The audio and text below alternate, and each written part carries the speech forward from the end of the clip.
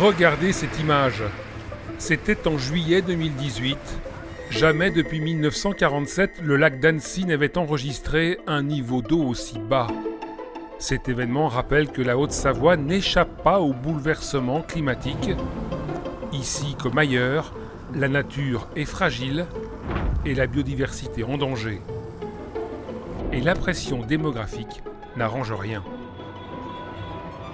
Vous avez aujourd'hui 10 à 13 000 habitants de plus qui arrivent chaque année dans le département. 10 à 13 000 habitants de plus et une ville de 10 à 13 000 habitants de plus chaque année. Ce qui crée une très forte pression sur les espaces urbanisés, les espaces de vallée. Face à un tel contexte, la Haute-Savoie doit relever un défi de taille. Qui est d'être moins consommateur d'espace, qu'on artificialise moins de surface. C'est de faire une densité agréable à vivre. Et cela est possible par la prise en compte des trames vertes et bleues.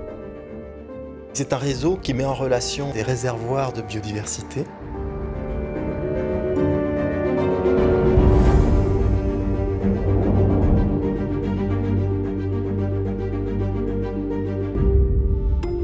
Pour comprendre les enjeux liés aux trames vertes et bleues, voici cette carte de la Haute-Savoie. Un département composé d'espaces naturels diversifiés de grandes valeurs patrimoniales, où les espèces animales et végétales peuvent effectuer tout ou partie de leur cycle de vie. Ils constituent des réservoirs de biodiversité.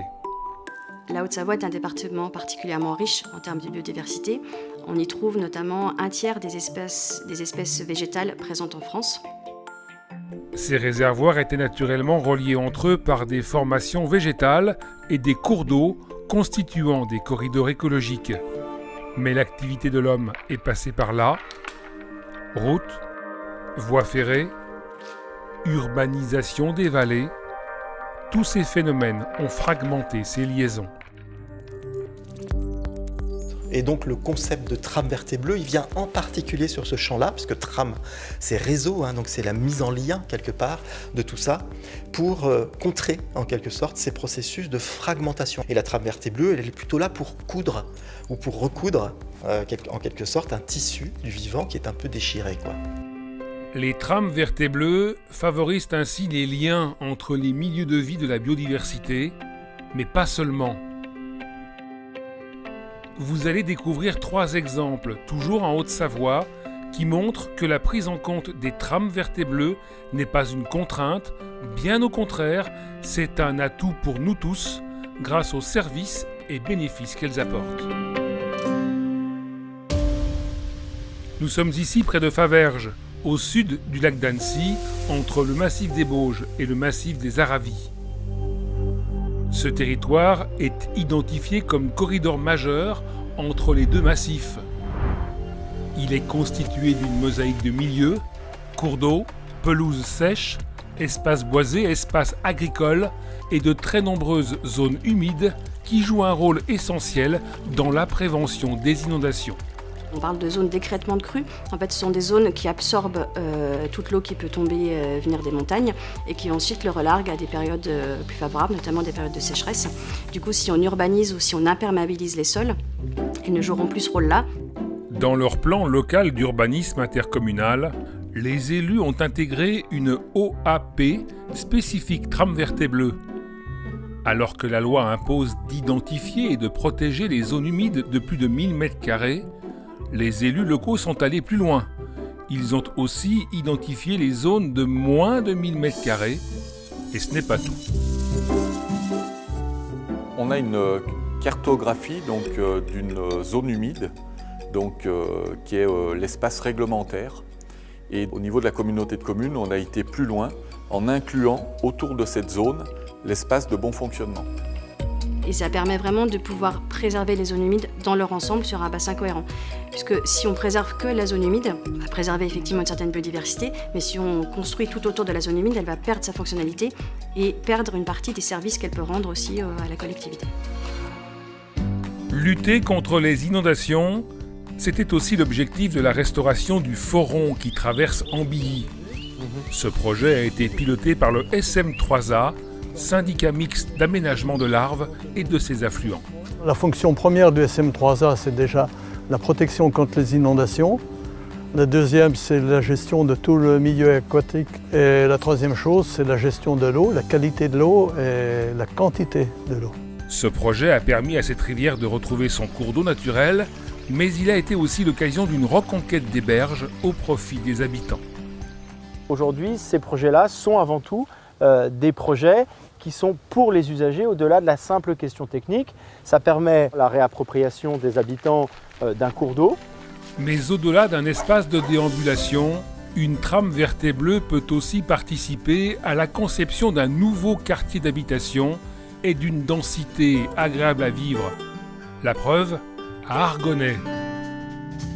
À l'origine, le terrain était bordé d'un ruisseau et de sa ripisylve, constituant une trame verte et bleue entre la montagne de la Vouettaz et le Fier. Ici, 164 logements viennent d'être aménagés, mais en tenant compte de cette connexion écologique. Comment ? À travers une approche environnementale de l'urbanisme, une AEU, initiée en 2010. Donc, l'objectif, c'est de prendre en compte les paramètres environnementaux du site dans lequel on va s'implanter. La trame verte et bleue initiale a été conservée et même confortée par la création d'un parc intégré au projet de logement, ici en travaux à l'automne 2018. Naturellement adossé au ruisseau et à sa ripisylve, il est également parcouru par une noue de gestion des eaux pluviales. Ouvert à tous les habitants de la commune, il constitue aussi un nouveau lieu d'échange et de rencontre, support de déplacement mode doux et d'usage récréatif. Je dirais qu'on est un petit peu dans le balancier, dans cet équilibre à trouver entre la densité et trouver les espaces de respiration à côté de ces bâtiments qui sont plus denses. Et donc le parc, il est fait pour ça, ça va être le poumon de l'écoquartier. Densifier un espace sans l'abîmer en préservant sa dimension naturelle, Argonnet a prouvé que l'équation est possible. Et c'est là aussi où l'homme rejoint la nature. Et je pense que pour le bien vivre, ce contact avec la nature, il est quand même important. Mais la prise en compte des trames vertes et bleues est un enjeu qui ne se limite pas à l'échelle d'une commune. Dans le cadre de sa politique environnementale, le Conseil départemental de la Haute-Savoie met en œuvre des contrats de territoire espace naturel sensible et les trames vertes et bleues y trouvent toute leur place. Lorsqu'on construit un contrat de territoire à l'échelle d'un massif, d'un bassin versant ou d'une collectivité, on intègre les trames vertes et bleues. Donc on est au-delà d'un massif, ou d'un site, ou d'un alpage, ou d'une zone humide. On est bien à l'échelle de cohérence territoriale. Ancrer un projet dans son territoire, l'intégrer à son environnement, sa topographie, son paysage, sa biodiversité. Les trames vertes et bleues ont de multiples fonctions. Et tout cela au service de la qualité de vie des habitants. La trame verte et bleue, c'est une nouvelle façon de concevoir l'aménagement du territoire.